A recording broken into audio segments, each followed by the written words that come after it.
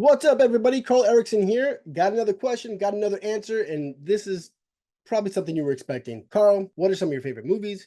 Who are some of your favorite directors?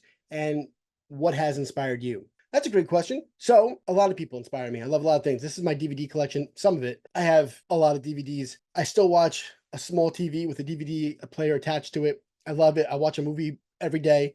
I like movies. When I first decided that I want to be a filmmaker, I want to make movies like this. 3 O'clock High. Remembering, because it was from the 80s, even remembering that from back then, I just was blown away by what was done with the camera and with audio. They just use sound in a way that is fun and entertaining and also effective. I think I've had you in my office before. Jerry Mitchell, sir. No, I don't think I've been in your office before.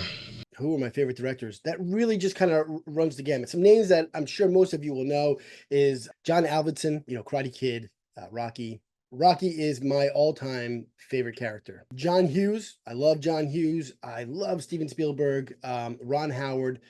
Names I'm sure you're all familiar with, but they're obviously from the 70s, the 80s, and the 90s, I think was when they were really peaking. So what inspires me in those films? What I see balancing between humanity, making people real, and entertainment, making things a little wild.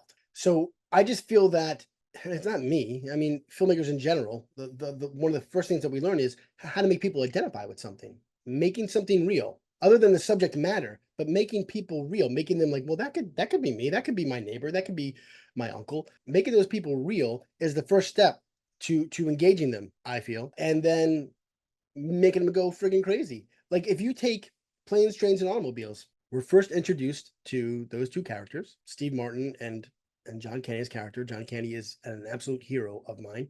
These are real people having a conversation at the airport about him stealing his taxi. I know you, don't I? I'm usually very good with names, but I'll be damned if I haven't forgotten yours. You stole my cab. I've never stolen anything in my life. I love that moment. And then as the movie goes on, I mean, you have John Candy turning into the devil. You see their skeletons. His fingers are inside the dashboard. That's ridiculous.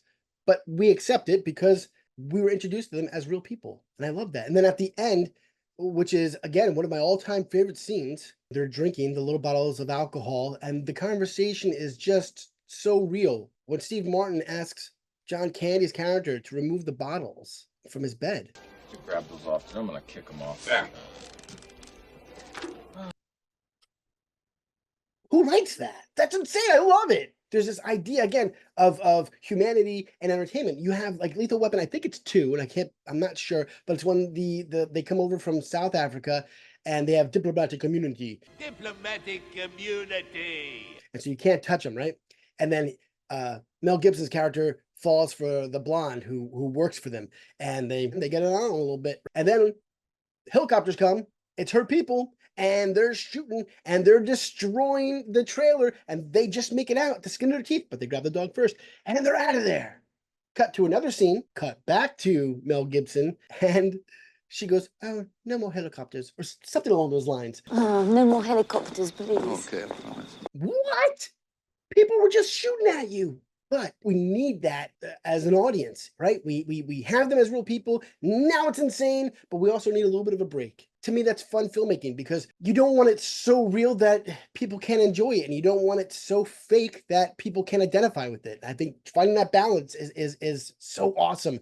And they do that in Jaws. Jaws is ridiculous, right? But look at those moments. It's insane. Look at the moment they have. I know everyone loves the moment where they talk about the scars and stuff. I love that moment too, but just my favorite is when they talk about whether or not they should cut open the shark.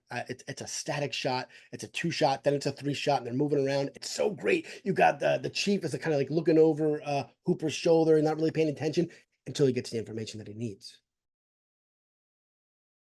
I love that stuff, man. Those are the things that inspire me. These are all older movies, and that's what I really like. I really like the 70s, 80s, and 90s. I hope that answers your question. I kind of go off on a tangent, but there you go. Any more questions? Ask. Thanks.